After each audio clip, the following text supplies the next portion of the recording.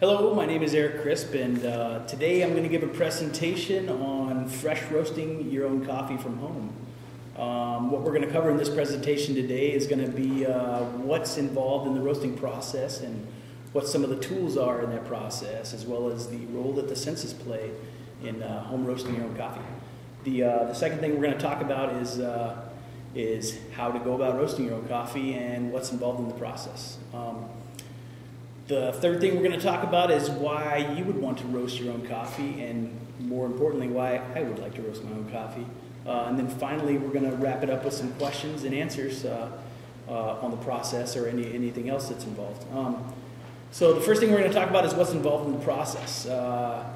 When talking about coffee, most drinkers are probably not even familiar with the fact that their beans come unroasted, raw, dried beans. They're green, they're sometimes bluish, sometimes yellow, depending on where they come from and how they were prepared.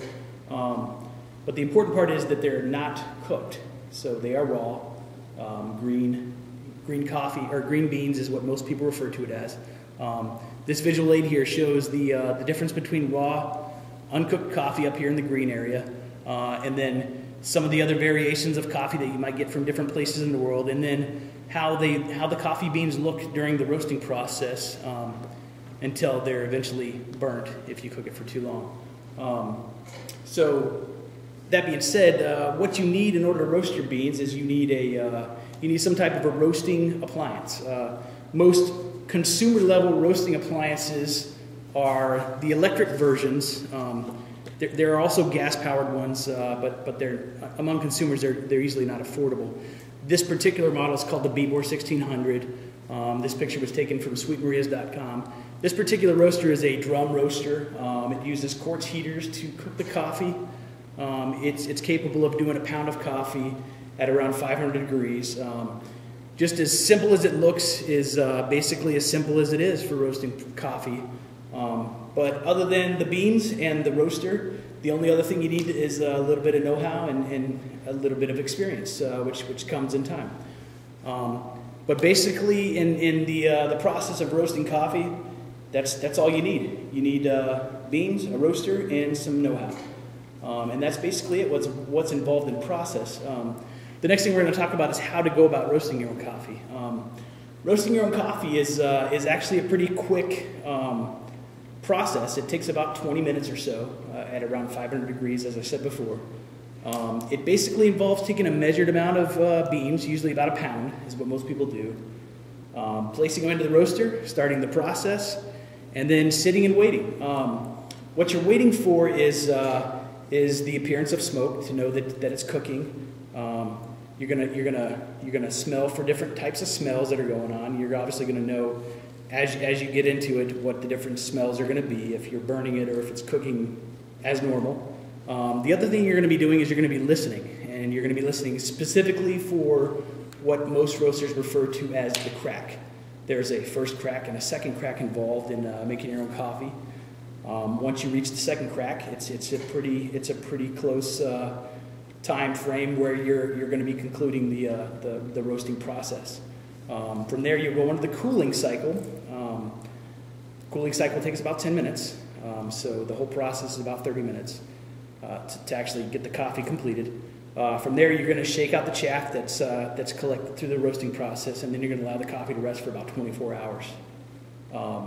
After 24 hours is about the time frame you want to wait in order to grind it and enjoy.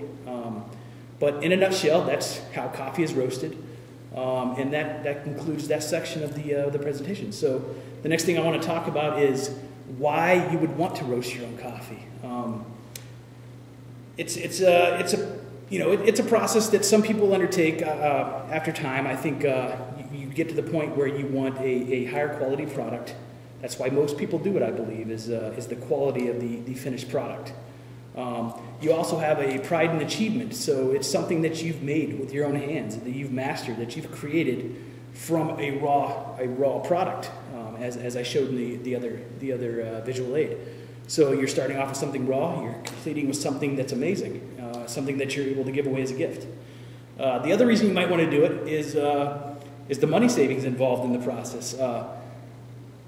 With that, I've got a visual aid that shows what you might experience if you were to look at it in the eyes of saving money. In the blue here, you've got what it would normally cost, daily, weekly, monthly, and yearly. We're going to talk about annually here. In the blue, you're going to see that roasting your own coffee, this is the per cup price, is considerably cheaper when compared to any local coffee shop for the most part, and Starbucks itself over here in the green. What you're going to see is about $1,000 savings over a per cup price over the span of about a year.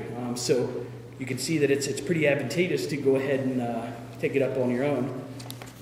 But for me personally, it's all about the quality of the product. With that, that's basically the end of my presentation. If we've got any questions, and I think we do over here, we got the first question. Yeah, I actually visit my local gas station each morning instead of visiting a major coffee house chain store to purchase my coffee. I do that with the intention of avoiding higher prices. How does the price of home roasting compare to a local gas station or convenience store visit each day for a cup of coffee? That's a really good question. What I've experienced myself is that the price of a cup of coffee from a gas station is about $1.50 per cup. You add your creamer in there and you're out the door for about $1.50. So compared to, as we show in our depiction here, compared to home roasting coffee at about $1.14 per cup, you can see that the savings isn't really that big of a deal. But as soon as you taste those two side by side, you're going to realize why you might want to take up roasting on your own. So hopefully that answers your question. Did we have any other questions? Right here, question?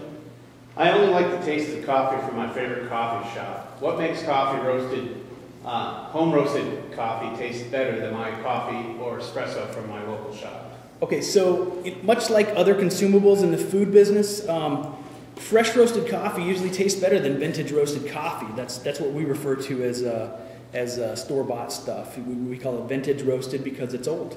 Most coffee shops brew their coffees from beans that were roasted weeks and sometimes even months prior to being shipped to the store. Grocery stores, as a matter of fact anyway, sometimes they'll keep their beans in the store for up to 6 months. So even when you're buying whole beans, you're grinding beans that were roasted 6 months before you bought them. So, in my opinion, having the ability to roast whenever you feel like it, and the ability to roast whatever beans you want to roast from whatever place around the world that you like, is definitely an advantage. So, hopefully, to answer your questions, did we have any other questions? One more. Yeah. Hi, Lou here. I just got a question about roasting coffee. Sounds complicated. How long would it take for a person that, say, has never roasted coffee prior to this to become skilled or even? Good question. Good question, Lou. Obviously, with anything, practice makes perfect. But in terms of roasting coffee, perfection is achieved in just a few roasts. It's a pretty intuitive process. We talked about it here very briefly, in a nutshell, with our discussion on, or with my presentation on how to roast coffee. But like I said, it's something that can be learned pretty quickly. As I said before, it's an intuitive process. So knowing, by looking at the coffee, by smelling the coffee and listening for the cracks and everything else during the roasting process, you learn pretty quickly. So yeah, I mean, the answer is 2 to 3 roasts is about what it takes to become really good at roasting coffee. And with that, that's the end of my presentation. If there are any more questions, no? Okay, so thank you for listening, and I appreciate you taking the time.